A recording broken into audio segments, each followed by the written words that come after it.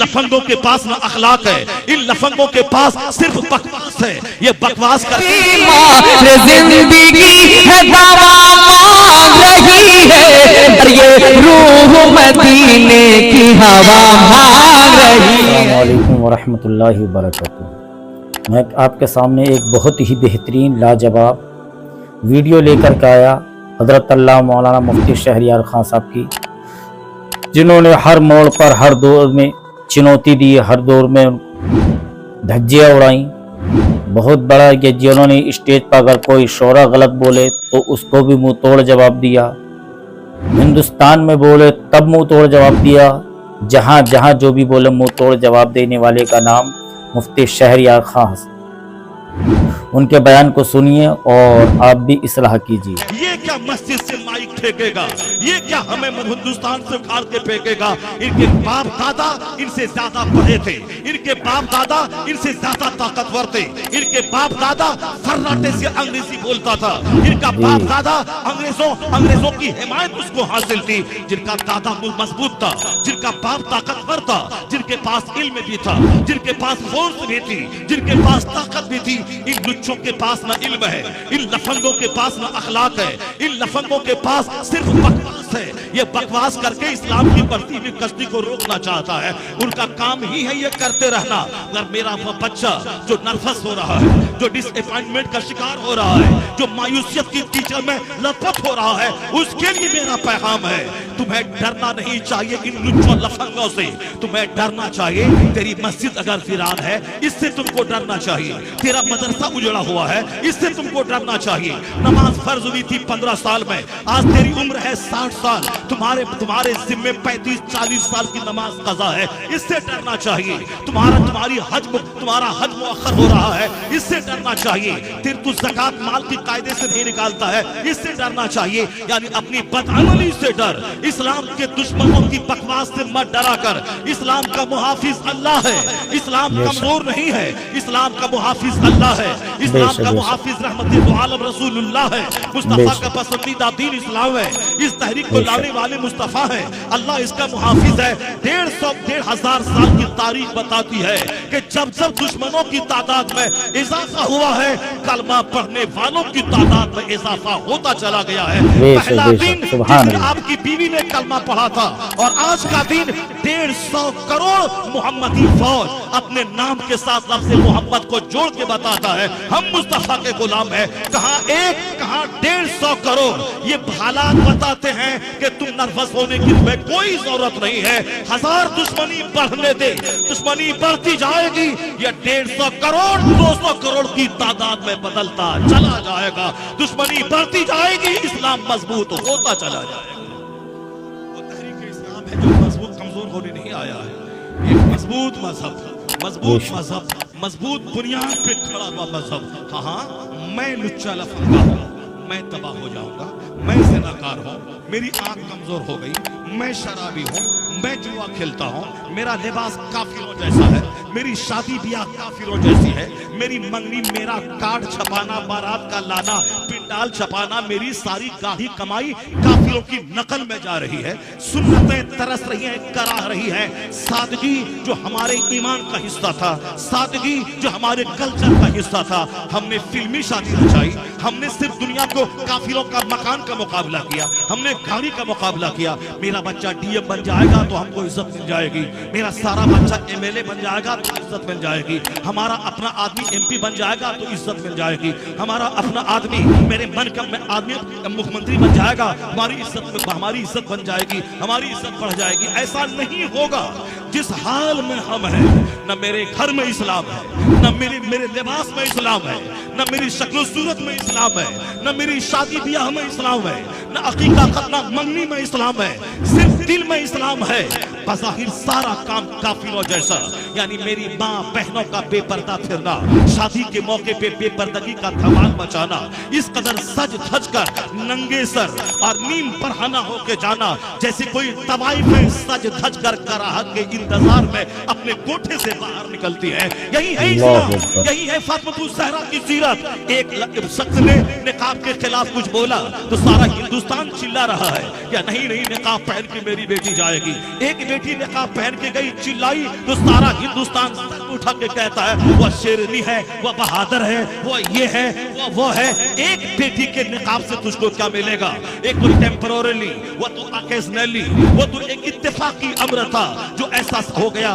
वरना काफिरों का बोलना कि निकाब पहन के आके मेरे स्कूल का माहौल खराब मत करना, वरना तेरी 99% बेटियां बेनकाब रहती है। वो तुम्हारे जलसे में बेपर्दगी, तुम्हारे उर्स में बेपर्दगी, तुम्हारी शादी में बेपर्दगी, तुम्हारे पास पैसा बढ़ता है, तेरी बेटियां जींस और टी शर्ट पहन के कॉलेज जा रही है, ट्यूशन पढ़ने जा रही है, कोचिंग सेंटर जा रही है, बाजारों में मार्केट में तेरी माए बहनें बेटियां बेपर्दा लिबास पहनकर बेपर्दा होकर मार्केटिंग कर रही है। अथुक स्कूल में क्यों 5 औरत भूतनी और चुड़ैल बनकर निकाब पहन के आ रही है, जब 99% तेरी बेटियां बेपर्दा घूमती है? ये 5 औरतें स्कूल का माहौल क्यों खराब करती है? क्यों हिजाब पहन के आ गई, क्यों निकाब पहन के आ गई? यहाँ चिल्लाने की जरूरत नहीं है, सिर्फ खामोशी से इसका जायजा लेने की जरूरत है। यह दिल किसने दिखलाया है? हमने उन काफिरों की जबान में हौसला हमने दिया है कि हमने समझा कि मौलवी का काम है दाढ़ी रखना, हमने समझा मौलवी का काम है टोपी पहनना। बहैसियत ईमानदार हमारा काम नहीं है काफिरों का मुकाबला करना, उसकी तरह क्लीन रहना, उसकी तरह लिबास पहनना। ये मौलवी का काम है मस्जिद को आबाद करना, ये मौलवी की बीवी का काम है निकाब पहनना। बाकी हमारी बेटियां ये अरबपति की बेटियां हैं, ये तो जीन्स टी शर्ट पहनकर जब पैसा बढ़ता रहे तो लिबास छोटा होता रहे। पहले पैसा था तो लिबास ढीला था, पैसा बढ़ा थोड़ा टाइट लिबास हुआ, और पैसा बढ़ा तो फिर जो पिंडली तक लिबास था वो खटके तखनों घुटनों तक आ गया। थोड़ा और पैसा बढ़ा तो वो लिबास शॉर्ट्स में बदल गया, थोड़ा और पैसा बढ़ा वह शॉर्ट्स तक बिकनी में तब्दील हो गया। यानी हमारा पैसा मुझको नंगा कर दिया। तो हम में एक काफिर में क्या फर्क रहा, हम में और एक काफिर की बेटी में क्या फर्क रहा? शादी ब्याह में वही धमाल है जो एक हिंदुओं के यहाँ है, फिर हम में एक जहन्नमी में क्या फर्क रहा? तो बेटी को नंगा पहले मैंने किया, मैंने उसका लिबास बदला, मैंने दुपट्टा छीना, मैंने उसको जींस से पहनाया, मैंने उसको चड्डी और बिकनी पहनाया। आज अगर कोई काफिर मेरे निकाब के खिलाफ बोल रहा है, चिल्लाता क्यों है, प्रोटेस्ट क्यों करता है, एहतजाज क्यों करता है, क्यों हल्ला करता है? ये दिन तो हमने उसको दिखलाया है। स्कूल में 90% बेटियां हमारी जींस टी शर्ट पहन के जाती है और 2-4 बेटियां निकाब पहन के आ रही है। वो तो बोलेगा ही, अगर ये निकाब कंपलसरी होता तो तेरी सारी बेटियां निकाब पहनती। यहाँ तो 90% निकाब नहीं पहनती और तुम 5 क्यों हिजाब ओढ़ के स्कूल का माहौल खराब कर रही हो? उनका बोलना हक बजानिब है। यहाँ बुजुर्गों ने कहा है, चिल्लाए बगैर अपनी तहरीक का जायजा लेना, अपने अमाल का जायजा लेना, अपने अहवाल का जायजा लेना।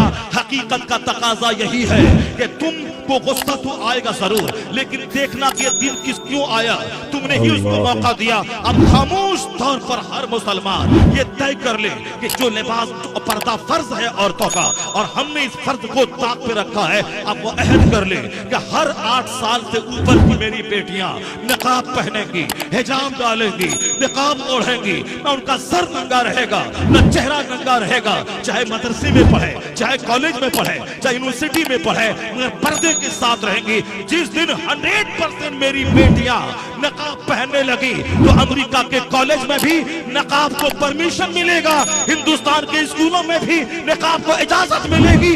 यहाँ इज्जत में इजाफा होगा। अब मरने के बाद फातिमा ज़हरा की कनीज़ी का शरफ जन्नत में जगह मिल जाएगा।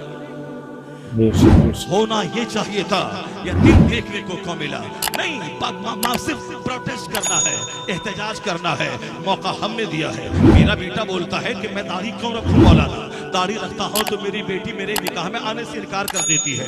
मेरे अपने लोग कहते हैं कि नहीं जंगल वाला मुझको अच्छा नहीं लगता है। मैं कहता हूं कि हाँ, बात बिल्कुल सही है, ये मौका हमने दिया है। हमने क्या कहा, 98% लोगों ने दाढ़ी मुंडाया।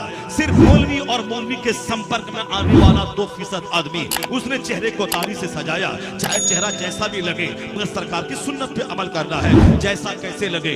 डॉक्टरों और तबीबों ने भी कहा है कि दाढ़ी रखने से ताकत में इजाफा होता है, दाढ़ी रखने से हुस्न में इजाफा होता है। दाढ़ी मुंडाने के नुकसानात स्किन डिजीज है, जल्दी अमराज है, सेक्सुअल फोर्स कमजोर हो जाती है। लगातार 7 नस्ल तक दाढ़ी मुंडाए तो 8वीं नस्ल नामर्दों और हिजड़ों की पैदा होगी। यानी मजहबी तौर पर भी दाढ़ी लाजमी है और जिस्मानी तौर पर फिजिकली तबीबों और डॉक्टरों के नजदीक ये दाढ़ी जरूरी है।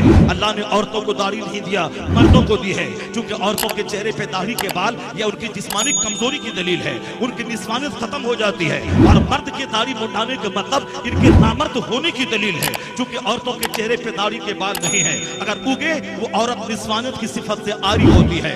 मर्द के चेहरे पे दाढ़ी अल्लाह रब्बुल इज्जत की तरफ से ये दाढ़ी एक नेमत है। अगर मर्द इसको मुंडाए तो उसकी सेक्स की ताकत कमजोर हो जाती है। तो हमने इसको ताक पे रख दिया। हमने फिल्मी हीरो को देखा और चेहरा मुंडाया, हमने आज के मौजूदा यहूदो नसारा को देखा और मैंने चेहरा को मुंडाया। अब मेरे बच्चे कहते हैं दाढ़ी रखता हूं तो कॉलेज में लोग कहते हैं आतंकवादी आ गया या दहशतगर्द आ गया या टेररिस्ट आ गया। तो मैं कहता हूं 99 तेरा बच्चा दाढ़ी मुंडता है और एक बच्चा दाढ़ी रख के कॉलेज जाएगा, वो तो अजूबा लगेगा ही, वो तो लोगों को आतंकवादी लगेगा ही, क्योंकि जितने आतंकवादी का चेहरा है वो सारे आतंकवादी के चेहरे पर दाढ़ी है, आतंकवादी का नंगा सर है, आतंकवादी का लिबास अलग जैसा होता है। अगर तेरा बेटा भी दाढ़ी रख के जाता है स्कूल में अकेला तो लोग कहते हैं ये आतंकवादी जैसा चेहरा है। तो हमने बना दिया आतंकवादी जैसा चेहरा वाला उसको जो दाढ़ी रख के स्कूल जाता है। ये हमारे 99% बच्चे दाढ़ी मूंड के जाने लगे। क्यों? नौकरी नहीं मिलेगी, मैं आर्मी में नहीं जा पाऊंगा, मैं फोर्स में नहीं जा पाऊंगा, मेरे बच्चे मिनिस्टर नहीं बन पाएंगे, मेरे बच्चे IAS ऑफिसर नहीं बन पाएंगे। मैं कहता हूं तन्हाई में बैठ के गौर कर ले, इसी मुल्क के हिंदुस्तान में एक छोटी सी बिरादरी है सिखों की, उनका बेटा पढ़ता लिखता है, हमसे अच्छा पढ़ता लिखता है, उनका बेटा दाढ़ी और पगड़ी के साथ यानी जेल सिंह बनकर हिंदुस्तान का राष्ट्रपति बन जाता है। उनका बच्चा दाढ़ी पगड़ी के साथ पढ़ लिख कर बूटा सिंह बनकर उनका बेटा होम मिनिस्टर हिंदुस्तान का बन रहा है। उनका बेटा दाढ़ी पगड़ी के साथ ब्रिटेन में पढ़कर वहां से वापस आके रिजर्व बैंक का गवर्नर बन जाता है। उनका बेटा दाढ़ी पगड़ी के साथ हिंदुस्तान का प्राइम मिनिस्टर मनमोहन सिंह की सूरत में बन जाता है। उनका बेटा आर्मी चीफ यानी जल सेना, वायु सेना, थल सेना, वायु सेना का अध्यक्ष, मुश्तरका सदर, वो दाढ़ी और पगड़ी वाला सिख का बेटा बन जाता है। जो अध्यक्ष होना, जो प्रधानमंत्री से ज्यादा ताकतवर मनसब है, प्रेसिडेंट से ज्यादा ताकतवर मनसब उसके पास है, यानी उनके पास तीनों सेना की कमान रहती है। अगर वह पावरफुल बना तो प्रधानमंत्री के खिलाफ वह रिवोल्ट कर सकता है, बगावत कर सकता है। इसलिए ताकतवर मनसब पर दाढ़ी पगड़ी वाला फाइज होता है।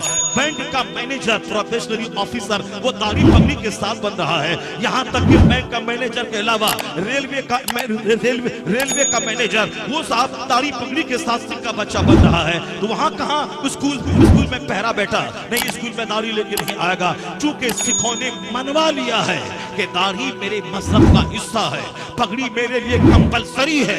इसलिए उन्होंने ख्वाहिशात और फिल्मी कल्चर को घर में दाखिल होने नहीं दिया। उन्होंने कहा मेरा लिबास जो भी हो दाढ़ी पगड़ी साथ रहेगी। तो अब दिल्ली के केंद्रीय विद्यालय में दाढ़ी पगड़ी के साथ उसके बच्चे पढ़ रहे हैं, कनाडा के स्कूल में दाढ़ी पगड़ी के साथ उसके बच्चे पढ़ रहे हैं, यहाँ तक कि हिंदुस्तान की जवाहरलाल नेहरू यूनिवर्सिटी में दाढ़ी पगड़ी के साथ उसके बच्चे पढ़ रहे हैं। गवर्नमेंट के नजदीक भी उनको सम्मान है कि किसी भी पोस्ट पे वो जा सकता है अगर उनके पास मेरिट और काबिलियत मौजूद है। मगर मेरे बच्चे को आतंकवादी क्यों बोला जाता है? मेरे बच्चे के पास मेरी बहनें, मेरी बेटियां क्यों नहीं उसकी निकाह में आ रही है?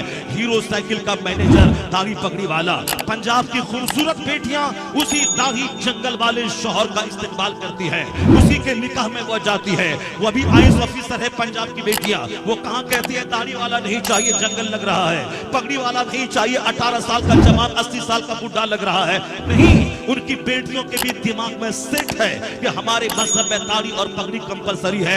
मुझे अपने हस्बैंड के सिलेक्शन में इसका तो ख्याल रखना ही पड़ेगा। ये हमारी गरीब रिक्शा चलाने वाली की मजदूर बेटी, जिसको न इल्म इस्लाम का है न दुनियावी तालीम है, और इनको बाप माँ घर का कल्चर भी काफिराना है। वहाँ घर में पॉलिटिक्स का चर्चा, फिल्म का चर्चा, क्रिकेट का चर्चा, ये सारा चर्चा है, मगर कभी इस्लाम का चर्चा, बुजुर्गों का चर्चा, गौसे आजम की माँ का चर्चा, फूले भी फूले से भी नहीं लेता।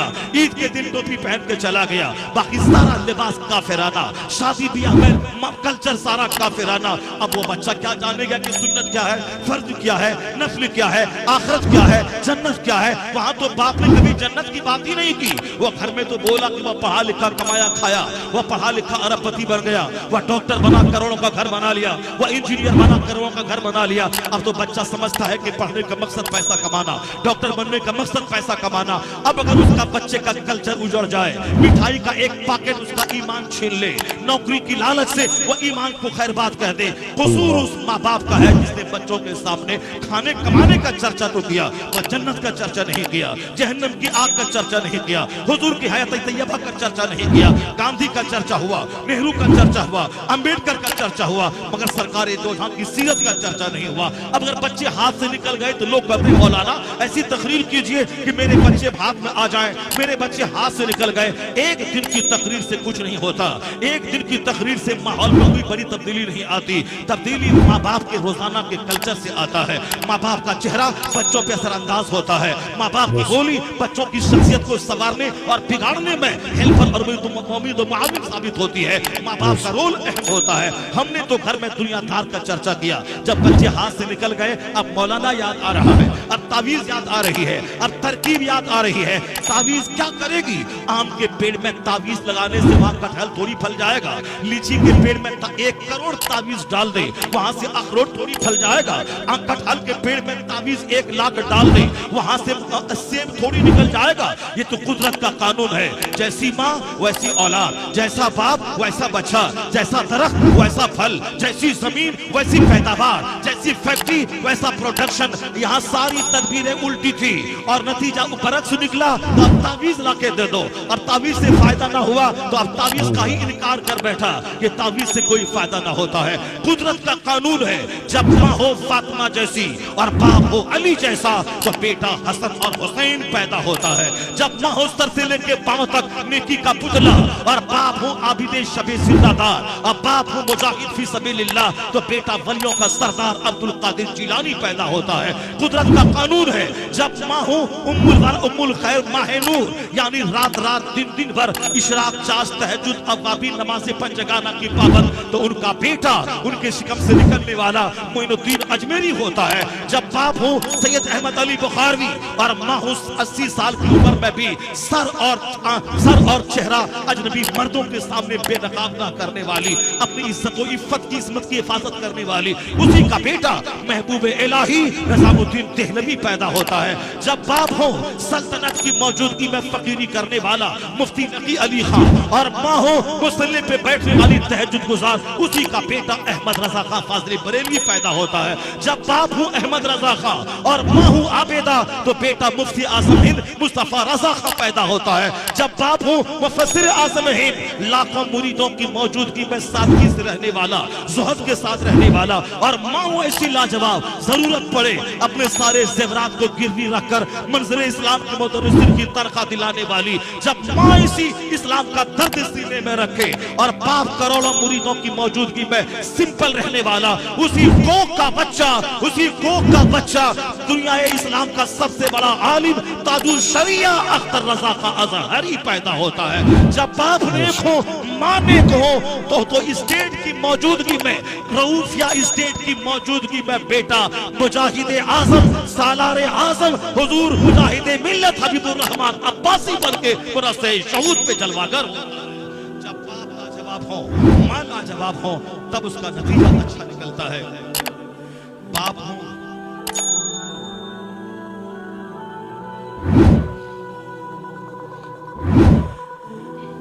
बाप हो गुटखा खो, बाप हो फिर सारी एनर्जी झोंक कर नमाज छोड़ने वाला, दुनिया के पीछे दिन रात पागल रहने वाला, बाप हो गुटखा खो, बाप हो बेनमाजी, बाप हो जुआबाज, बाप हो शराबी, उनका बेटा हाथ से निकल जाए तो मौलाना से ताबीज ले आओ, पीर साहब से ताबीज ले आओ, नहीं होगा।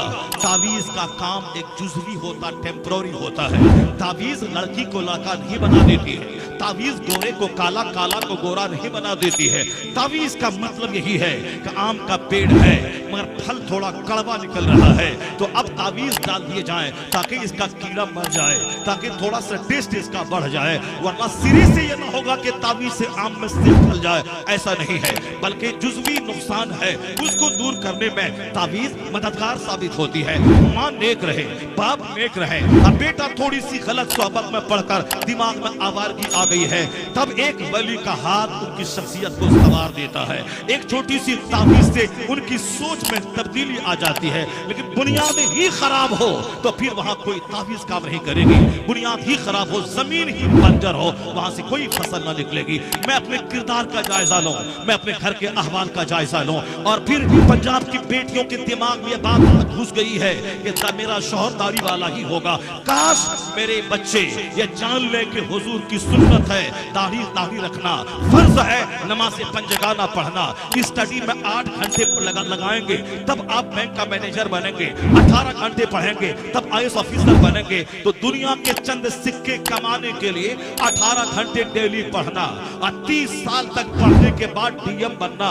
फिर DM बनने के बाद घर में बैठ के पैसा नहीं मिलता है। DM बनने के बाद अपने वतन से बेवतन होकर, एक बिहारी है तो उनकी ड्यूटी बेंगलोर में हो जाएगी, उनकी ड्यूटी उत्तर प्रदेश के किसी डिस्ट्रिक्ट में हो जाएगी। फिर उन्हें 30-35 साल तक सर्विस के पीरियड तक घर से बाहर रहना है, 24 घंटे की ड्यूटी करनी है, तब चंद सिक्के कमा के बाल बच्चों को पालना है। फर्क इतना है कि मजदूर 5,000 महीना कमाता है और वह 5 से 10 लाख महीना कमाएगा। फिर 65-70 साल के बाद क्या करेगा वो? 65-70 साल के बाद पेट की तकलीफ, घुटने की तकलीफ, आंख की तकलीफ, अब मौत का इंतजार करेगा। कोई 70, कोई 80-90 साल में मर गया तो फिर ये दुनिया की रोटी के लिए 25-30 साल तक पढ़ना 18 घंटे तक, और नौकरी करने के लिए 25-30 साल तक 24 घंटे चौकन्ना रहना, घर से बाहर रहना। अब फिर मौत आई, मर जाना। अब जहां जाना है वहां का एक दिन 50,000 साल के बराबर होगा। वहां जन्नत का बाग है तो बाग है, जहन्नम की आग है तो आग है। वहां तकलीफ है तो तकलीफ ही तकलीफ है, आराम है तो उसका कोई जवाब नहीं है। यहाँ तो हमने सारी एनर्जी झोंक दी चंद सिक्के कमाने के लिए। 25 साल इंजीनियर बनने की पढ़ाई करनी है, अब 25 साल नौकरी करनी है, उसके बाद बुढ़ापे में मौत का इंतजार करना है। अब वहां क्या होगा? जहां का एक 50,000 साल के बराबर है, जहां मौत को ज़बह कर दी जाएगी, जहां और कोई दूसरा एज नहीं आने वाला है, वहां बस सब दिन जिंदा ही रहना है। फिर वहां की आग की फिक्र कहाँ है? वहां के बाग की फिक्र कहाँ है? अगर 18 घंटे DM बनने के लिए मेरा बच्चा निकाल सकता है, कम से कम रोजाना 18 मिनट इस्लाम समझने के लिए निकालना पड़ेगा, कुरान के लिए निकालना पड़ेगा, मुस्तफा की हयात तैयबा के लिए निकालना होगा। पेट के लिए 18 घंटे और जन्नतुल फिरदौस के लिए 18 मिनट निकाल दे। जन्नत के लिए रोजाना नमाज़े पंजगाना के लिए 1 घंटा निकाल दे, तब लगेगा इसको दुनिया भी चाहिए, इसको जन्नत भी चाहिए, इसको जन्नत भी चाहिए, इसको दुनिया भी चाहिए। यहाँ तो दुनिया का जुनून सवार है, आखिरत की बात ही कोई नहीं करता। अब बोलता अल्लाह ताला माफ कर देगा, अल्लाह ताला माफ कर ही देगा। अल्लाह माफ करने वाला है और अल्लाह ताला रोजी भी देने वाला है। ये सब मुसलमान को अकीदा रखना है, अल्लाह रोजी देने वाला है। जब अल्लाह रोजी देने वाला है, ये 35 साल तक मेरा बच्चा मजदूर बनकर एड़ी रगड़कर बंबई के इंजीनियरिंग कॉलेज में क्यों पढ़ा? जब अल्लाह रोजी देने वाला है तो मेरा बच्चा इंडिया में नीट नहीं निकाल पाया, MBBS कॉलेज नहीं मिला, ये यूक्रेन में जाके 5 साल से क्यों टपला खा रहा है? मेरा बच्चा अपने घर से बाहर 18 घंटे स्टडी करके वह DM क्यों बन रहा है? मेरा मजदूर 8 घंटे तक खेत में क्यों हल चला रहा है? मेरा भाई अपने शहर को छोड़ के कलकत्ता जाके वहां मजदूर बनकर दूसरों का धक्का खा के वहां क्यों रात दिन करके मजदूरी कर रहा है? क्योंकि दिमाग में है मैं अपना घर छोड़ के कलकत्ता आके मैं लकड़ी का काम ना करूं, मैं भूखा मर जाऊंगा, मुझे रोजी नहीं मिलेगी। हाँ, दिल में है कि अल्लाह रोजी देने वाला है, लेकिन घर से बाहर निकल के मेहनत करनी पड़ेगी, उसमें महारत हासिल करनी पड़ेगी, बिजनेस का टिप्स अपनाना पड़ेगा, 8 घंटे दुकान में बैठना होगा, तब रोजी मिलेगी। जब रोजी देने वाला अल्लाह है तो फिर दुकान में 8 घंटे क्यों बैठता है? फिर रात भर नाइट ड्यूटी करके पैसा क्यों कमाता है? वहां शर्त है अल्लाह रोजी देने वाला है, मगर दिमाग में रिंग है कि मेहनत ना करूं तो रोजी नहीं मिलेगी, दुकान में ना बैठूं तो रोजी नहीं मिलेगी। काश यही सोच हर मुसलमान के दिमाग में बैठ जाए कि हमने जिस तरह दुनिया को सीरियस लिया है, रोजी देने वाला अल्लाह है, लेकिन नहीं जाऊं तो रोजी नहीं मिलेगी, अल्लाह के हुक्म को मानते हुए रोजी की तलाश करनी है। यही सोच बैठ जाए कि रोजी देने वाला रब है, मगर दुकान जाना होगा, फैक्ट्री जाना होगा, खेत जाना होगा, तदबीर करनी होगी। यही तो इस्लाम कहता है। दुनिया की रोजी चाहिए तो खेत और दुकान जा, और जन्नत चाहिए तो सोच ले मुझे मस्जिद जाना होगा, नमाज पढ़नी होगी, तिलावत करनी होगी। रोजी देने वाला रब है, मैं दुकान जाता हूँ, रब रोजी देता है। मैं मस्जिद आता जाता हूँ, रब रहम करके मेरे गुनाहों को मिटा के जन्नतुल फिरदौस में जगह अता करेगा। या सोच इस्लामी बनानी पड़ेगी। नहीं, अल्लाह माफ कर देगा। आप शराब पिए तो अल्लाह माफ कर देगा। हम करें रियाकारी, अल्लाह माफ कर देगा। हम रहें शैतान और नफ्स की गुलामी करें, अल्लाह माफ कर देगा। तो फिर यही फॉर्मूला रोजी के बारे में क्यों नहीं अपनाता है कि अल्लाह रोजी देने वाला है। मैं घर में रहूं तो भी रोजी देगा, मैं दुकान में रहूं तो भी रोजी देगा। नहीं, यहाँ दुनिया कीमती चीज है, क्योंकि यहाँ शैतान ने पढ़ाया है, नहीं जाएगा तो भूखा मर जाएगा, कोई पूछने वाला ना होगा।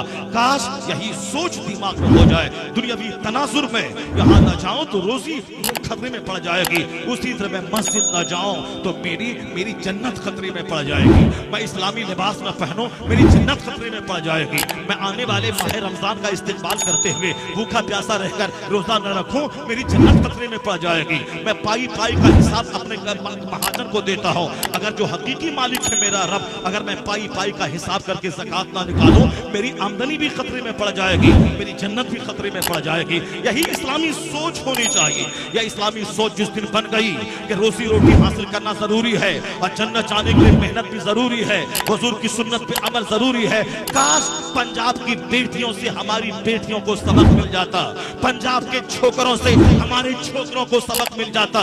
जब वो दुनियादार की खूबसूरत बेटियां दाढ़ी वाले का सिलेक्शन कर रही है, उनका बेटा दाढ़ी पगड़ी रखकर डीएमओ और एसपी और इंजीनियर डॉक्टर बन रहा है, तो फिर हम क्यों नहीं? क्योंकि हमने गवर्नमेंट की निगाहों में मनवाया नहीं है कि दाढ़ी जो दाढ़ी हमारी लिए कंपलसरी है, उसको इस्लाम से मैं जुदा नहीं कर सकता। तो मेरा सारा बच्चा सुन्नत समझकर दाढ़ी रखे, उसे हर स्कूल में इज्जत और सम्मान का स्थान मिलेगा, जगह मिलेगी, नौकरी भी मिलेगी, प्रोबेशनरी ऑफिसर भी बनेगा, आईएएस ऑफिसर भी बनेगा। जब गवर्नमेंट जान लेगी इनके मजहब का लाजमी हिस्सा है दाढ़ी, तो यहाँ नौकरी भी मिलेगी, इज्जत भी मिलेगी। और अगर दाढ़ी रखा सुन्नत समझकर, तो हमारी ये बेटियां कहाँ जाएंगी? राजपूत के पास जाएंगी, ब्राह्मण के पास जाएंगी, दलित के पास जाएंगी। जब सारे 100% बच्चे दाढ़ी रखेंगे सरकार की सुन्नत पे अमल करते हुए, तो हमारी बेटियां भी इसी दाढ़ी वाले शौहर का सिलेक्शन करेंगी। यानी औरतों के ताल्लुक से भी फिक्र खत्म हो जाएगी और दुनियावी हिसाब से भी नौकरी की भी फिक्र खत्म हो जाएगी। यहाँ तक कि एक कदम आगे उनके पास मेहनत है, उनके पास जद्दोजहद है, उनके पास खुदा की रहमत नहीं है, उनके पास मुस्तफा की रहमत नहीं है। अगर मैंने सुन्नत पे अमल किया तो और मेहनत भी जारी रही, तो मेहनत मेरी तरफ से जाएगी और रहमत खुदा की आएगी। तो काफिर पीछे रहेगा, मुस्तफा का गुलाम हर क्षेत्र में तरक्की करता नजर आएगा। मेरे पास मेहनत भी नहीं है, मेरे पास सुन्नत भी नहीं है। जब खुदा की रहमतें भी रूठी हुई है, हिंदुस्तान की गवर्नमेंट भी रूठी हुई है, ऐसे में पेंडुलम की तरफ झूल रहा हूँ और यह काफिर मुझको सफ़े हस्ती से मिटाने की धमकियां दे रहा है। बकवास है जगह जगह पे। ये सोचा हुआ काम नहीं हो रहा है, मैं जो चाहता हूँ नहीं हो रहा है। 1 करोड़ नहीं 40 करोड़ ने दुआएं की हिंदुस्तान में। काश कुछ नक्शा रिजल्ट वहां का कोई दूसरा हो जाता। मुजाहिद मिल्लत के बारे में हमने और आपने सुना है और बहुत सारे हमारे ज़ईफ़ों ने देखा है। अल्हम्दुलिल्लाह बादशाही में फ़कीरी कैसे की जाती है वो मुजाहिद से दुनिया सीख ले। उनकी सादगी को देखने के लिए कोई अगर चाहे तो हबीब मिल्लत को देखे। मौलाना मोहम्मद साहब मदज़िल्लहुल आली ने जो जवानी में सिंपल रहकर, सादा रहकर और एक मुजाहिदाना जज्बा लेकर गांव-गांव, शहर-शहर, करिया, बिहार, बंगाल, उड़ीसा, उत्तर प्रदेश, बम्बई, जहाँ भी ज़रूरत उनकी महसूस हुई, कभी इन्होंने ये नहीं कहा कि मैं गरीब के घर नहीं जाऊँगा, मैं इस कमज़ोर सवारी पे नहीं जाऊँगा, मैं तो इतना बड़ा शहर हूँ, मुजाहिद मिल्लत की गद्दी नशी हूँ, मुझको तो एयर कंडीशन ही चाहिए। नहीं, उन्होंने मुजाहिद मिल्लत के नक्शे कदम की पैरवी का हक अदा करने की कोशिश की है और आज अल्हम्दुलिल्लाह अल्लाह ने वो इज्जतें दी हैं कि इस उम्र में कई लाख लोगों ने इनके हाथ पे तौबा किया है। जो किसी 80 साला 90 साला शेख के हिस्से में जो काम मुश्किल से आता है, वह काम इस शेख के कामिल हिस्से में आया है। वह शेख आपके सामने आ गए। पूरे इलाके में जो उनकी इज्जतें हैं, जो जवान बूढ़े मर्द औरत जो अपने दिल में इनका सम्मान रखते हैं, वह दूसरे मशाइख के लिए नकल करने की चीज़ है। जो लोग चटक पटक लिबास पहनकर चाहते हैं कि मेरे मुरीदों की तादाद बढ़ जाए, वो इनकी सादगी से सबक हासिल करें। चटक मटक और झूठ और फरेब का सहारा लेकर मसलक और मशरब का काम नहीं होता है। मसलक और मशरब का काम सादगी से होता है। वो सादगी जो इस्लाम का हिस्सा है। इन्नल बज़ाज़त मिनल ईमान, सादगी ईमान का हिस्सा है। जिन बुजुर्गों ने भी उस नक्शे उस पैटर्न पे जिंदगी गुजारी, उनकी जिंदगी स्टेबल रही। मरने के बाद भी लोगों ने उनकी कब्रों से फैज़ हासिल किया। और जिन्होंने दुनियादारों की तरह चटक मटक लिबास पहनकर चाहा कि मैं नौजवानों की अकीदत को खरीद लूं, वक्ती तौर पर चंद दुनियादारों की भीड़ तो लग सकती है, मगर दिल को जीता नहीं जा सकता है। दिल को जीतने के लिए झूठ और फरेब नहीं, दिल को जीतने के लिए सुन्नत और सादगी का रास्ता इख्तियार करना पड़ता है। आजकल बहुत सारे मशाइख और शेख को देखेंगे खूब गुटखा और सिगरेट का सहारा लेते हैं। कभी मुरीद नहीं बोलता है कि मेरा पीर साहब तहज्जुद पढ़ता है, मेरा पीर अल्लाह की तस्बीह बयान करता है, मेरा पीर मैं तो इरशाद में लगा रहता। जब भी देखो नमाज पढ़ते, जिक्र करते, दुरूद करते नहीं, बल्कि आज दलाल किस्म के मुरीद बोलते हैं मेरा शेख क्या सिगरेट पीता है, एक दिन में 100 डब्बे को खंगाल देता है, क्या गुटखा है, रजनीगंधा पुड़िया बुरी तोहफा ला के देते हैं। साहब मेरा शेख को बड़ा पसंदीदा है ये गुटखा खाना। तो हाँ, तुम्हारा दुनियादार शेख होगा जो हमेशा जब भी देखो गुटखा खाए, जब भी देखो साहब सिगरेट पिए, मगर मेरा भी एक शेख है, जब भी देखो अल्लाह का जिक्र करता पाया, जब भी देखो तिलावत करता पाया। और एक शेख आजम था आज से 2 साल पहले, जिनका इस दुनिया से जाना हुआ, जिनको अमेरिका की गली में देखा, जिक्र इलाही करता देखा, बैतो इरशाद करता देखा, दर्स बुखारी करता देखा, बच्चों के दरमियान वाज करता देखा, मुरीदों को समझाता देखा। 75 साला वो शेख जिन्होंने कभी गुटखा को मुंह तक न लगाया, वो 75 साला शेख फुजूलियात का माहिर नहीं था, वह शरीयत का माहिर बनकर जब भी मुरीद कहते हैं मैंने जब भी देखा, आलिमों की झुरमुट में देखा, फतवा का जवाब देता देखा, फतवा लिखते देखा, किताब लिखवाता देखा, वाज करता देखा। वो शेख कामिल जो गौसे आजम की याद ताजा कर गया इस सदी में, उसी को दुनिया अख्तर रजा का अज़हरी कानून शरिया के नाम से पुकारती है। शेख हो तो ऐसा हो जिनको जब भी देखा तहज्जुद पढ़ता देखा, चास्तो इशराक पढ़ता देखा, हाथ में तस्बीह है दुरूद पढ़ता देखा, जब भी देखा हर 5 दिन में एक खत्म कुरान करते देखा, जब भी देखा वाज करता हुआ देखा, इल्म दीन का फैजान बांटता हुआ देखा। अल्लाह ताला सरकार कानून शरिया की कब्र को रहमत और नूर अता फरमाए, उनकी कब्र को मकामी मुस्तजाब बना दे, उनके फैजान को करोड़ों मुरीदों तक आम फरमा दे। वही मॉडल हमारे लिए है हुजूर मुजाहिद मिल्लत। बहुत सारे पीर हैं जिन्होंने दुनिया उनके पास आई, अपने आप को बचा नहीं पाए, लेकिन जो एक रूफिया स्टेट में जिन्होंने आंख खोला, जिन्होंने एक शहजादे प्रिंस की तरह जो जिंदगी गुजारता, लेकिन लोगों ने देखा कि फकीरी में सिंपल पहनना ये तो हमारी कमजोरी है, मगर आज ऐशो आराम के ढेर पर बैठकर सुन्नत पर अमल करते हुए सिंपल रहना ये जिहाद है। वही काम हुजूर मुजाहिद मिल्लत ने किया है, यानी बादशाहत में फकीरी की है। आज जिनके पास 5 लाख रुपए हैं, फिरौन का दादा बन जाता है। जो छोटा सा घर कलकत्ता में बना ले वह नमरूद का बाप बन जाता है। जो छोटा सा घर अपने बहादुरपुर और गोविंद नगर में बना ले, अब उनकी जबान में गर्मी, चेहरे पे गर्मी, बदन में गर्मी, तोंद फूल के कोठी हो जाता है। क्योंकि आप सुबह से लेकर शाम तक खाते ही रहना, अब खाने वाले का तोंद तो निकल ही जाएगा। अब वो साथ जैसे कि एक आदमी को औरतों को टोकरी संभालनी पड़ती है, उसी तरह इस खाने वाले को अपना पेट संभालना पड़ता है। अब वो सीना तान के बैठता है, कौन है जो मेरी तरह खाता हो, कौन है जो मेरी तरह घर बनाता हो, कौन है जो मेरी तरह कीमती फॉर्चूनर पे चलता हो। यानी गाड़ी उसे मगरूर बना देती है, अच्छा सा घर उसे घमंडी बना देता है, अच्छा सा कपड़ा उसे मगरूर बना देता है। लेकिन कोई सीखे मुजाहिद मिल्लत से जहां तक निगाह जा रही है उसी स्टेट की जमीन है, शहजादा है, लेकिन कोई बता तो दे कभी सीना चला हो नहीं। जब भी लोगों ने देखा महफिल में वाज कहने वाला वाज कह रहा है, अल्लाह के खौफ पे खिताब हो रहा है, तो सबसे पहले जिनकी आंखें भीग जाती थी, आंखें नम हो जाती थी, वो मुजाहिद मिल्लत की जाते गिरामी है। जिनकी आंखें झुकी रहती थी, जिनकी आंखें नम रहती थी, जिनका सर झुका रहता था, जिनका नौकर गुलाम कीमती कपड़ा पहने, जिनका खादिम कीमती जूता पहने, और वो सादगी का नमूना बनकर इसी सादगी ने इंदिरा गांधी को हिला के रख दिया, इसी सादगी ने जेलर को हिला के रख दिया, इसी सादगी ने सऊदी अरब के चंद दलालों को हिला के रख दिया, इसी सादगी ने हिंदुस्तान के दौलतमंदों को हिला के रख दिया। पता चला कि ठाठ बाट से जो काम नहीं निकलता है वह काम रूहानियत से और सादगी से निकल जाता है। इसलिए हमारे मालदारों को भी चाहे वो हजार अरबों में खेले, लेकिन दिल मिस्कीन जैसा रहना चाहिए, जबान में नरमी आ जानी चाहिए, आंखों में हया आ जानी चाहिए, उनके घर में पर्दे का माहौल आ जाना चाहिए। दौलत बढ़ती रहे और उनका अखलाक भी बढ़ता रहे, दौलत बढ़ती रहे, उनकी इबादत भी बढ़ती चली जाए। बस एक आखिरी बात मैं कह के जाना चाहता हूँ। आज हमारी सोच है कि मैं जो दुआ करता हूँ मेरी दुआ कबूल हो जाए। एक मौलवी साहब ने वजीफा बताया था कि 700 बार ये पढ़िए और 300 बार वो पढ़िए और कल रिजल्ट आने वाला है और मुमकिन है कि हमारी तबीयत के मुताबिक वो रिजल्ट आ जाए। यानी पंडित जी ना आए, वो जादव जी आ जाए, और या जादव जी आ जाए, ताकि हिंदुस्तान के हक में पंडित जी का आना दोबारा अच्छा नहीं है। हिंदुस्तान एक अमन पसंद मुल्क है, हिंदुस्तान एक सेकुलर और जमहूरी और प्रजातंत्र मुल्क है।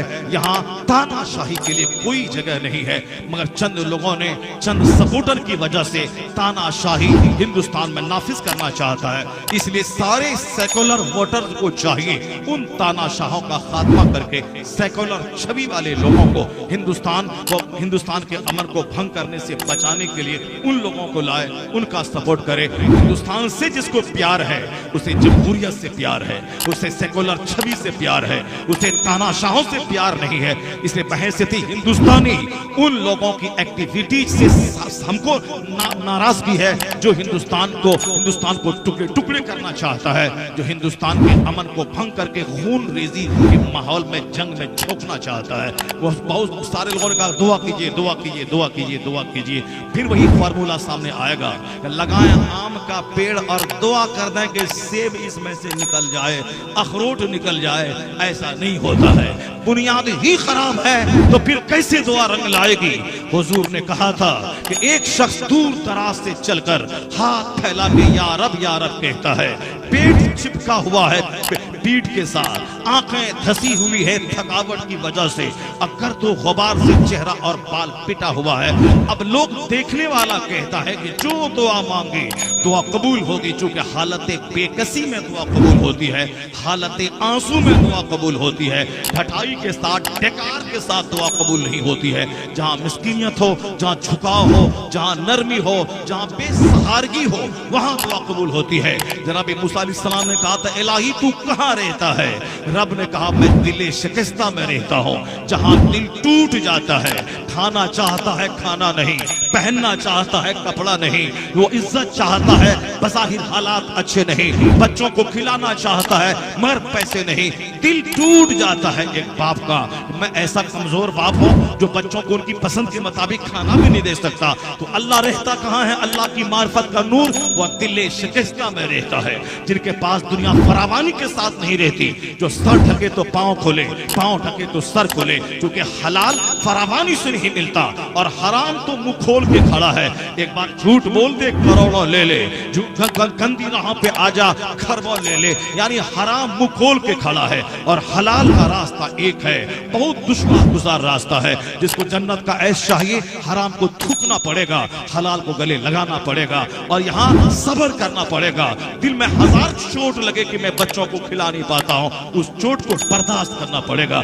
जनाब मूसा ने कहा, इलाही तू कहाँ रहता है? कहा टूटे हुए दिल में तलाश कर। कहा मुझसे ज्यादा टूटा हुआ दिल किसका होगा माबूद? कहा बस वही तलाश कर, मैं वही मिल जाऊंगा।